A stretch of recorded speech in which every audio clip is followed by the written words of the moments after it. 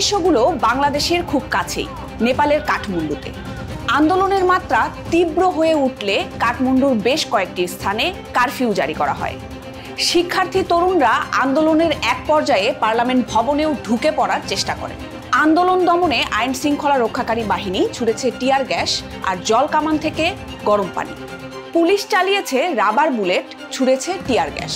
কিন্তু হিমালয়ের কন্যা নেপালে কেন এই তীব্র রাজনৈতিক অস্থিরতা?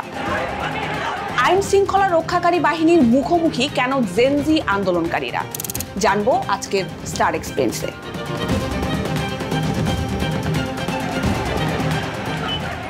রাজধানী কাঠমান্ডুর রাজপথ দখল করে নিয়েছে হাজারো তরুণ তরুণী। স্লোগানে স্লোগানে এই আন্দোলনকে তারা বলছেন জেনজি প্রোটেস্ট।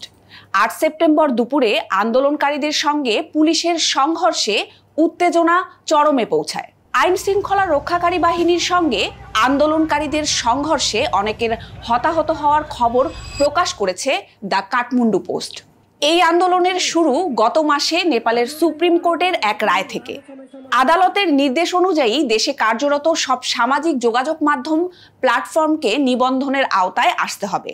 সরকারের অভিযোগ ছিল এসব প্ল্যাটফর্ম ভুয়া পরিচয়ে হিংসাত্মক বক্তব্য, ভুয়া সংবাদ ছড়ানো, প্রতারণা এবং অন্যান্য অপরাধে ব্যবহার করা হচ্ছে। কিন্তু নির্ধারিত বয়সসীমার মধ্যে বেশিরভাগ প্ল্যাটফর্ম নিবন্ধন সম্পন্ন না করায় নেপাল টেলিযোগাযোগ কর্তৃপক্ষ তাদের কার্যক্রম বন্ধ করে দেয়, যার মধ্যে রয়েছে Facebook, Messenger, Instagram, YouTube, x সহ মোট ২৬টি জনপ্রিয় সোশ্যাল মিডিয়া প্ল্যাটফর্ম। নেপালের ২০২৩ সালের সামাজিক যোগাযোগ মাধ্যম ব্যবহার নিয়ন্ত্রণ আইন অনুসারে প্ল্যাটফর্মগুলোকে দেশে একটি স্থানীয় অফিস স্থাপন করতে হবে, অভিযোগ নিষ্পত্তির জন্য একজন কর্মকর্তা নিয়োগ করতে হবে এবং স্বনিয়ন্ত্রণ ব্যবস্থা বাস্তবায়ন করতে হবে। এখন পর্যন্ত কেবল টিকটক ও ভাইবার এই শর্ত মেনে নিবন্ধন করেছে, তাই এই দুটি প্ল্যাটফর্ম চালু রয়েছে। যদিও ২০২৩ সালে ৯ মাসের জন্য টিকটকও নেপালে নিষিদ্ধ ছিল। বিরোধী রাজনৈতিক দলগুলো প্রধানমন্ত্রী কেপি শর্মা ওলি সরকারের এই সিদ্ধান্তের তীব্র সমালোচনা করেছেন। তাদের দাবি এটি দেশের ভেতরে অস্থিতিশীলতা সৃষ্টি করবে এবং নাগরিকদের মৌলিক অধিকার খর্ব করবে।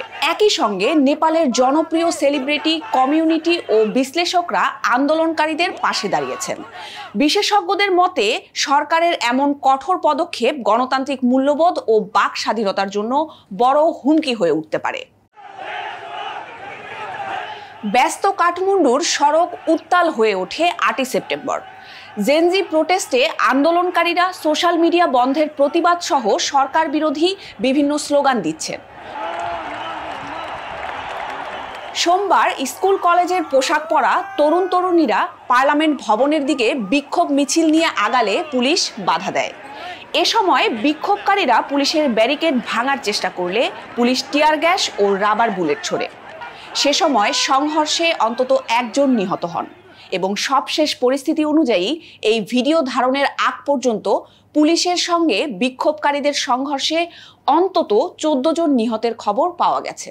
নেপালের রাষ্ট্রীয় টেলিভিশন জানিয়েছে সংঘর্ষে আহত হয়েছেন অন্তত ১০০ জনেরও বেশি।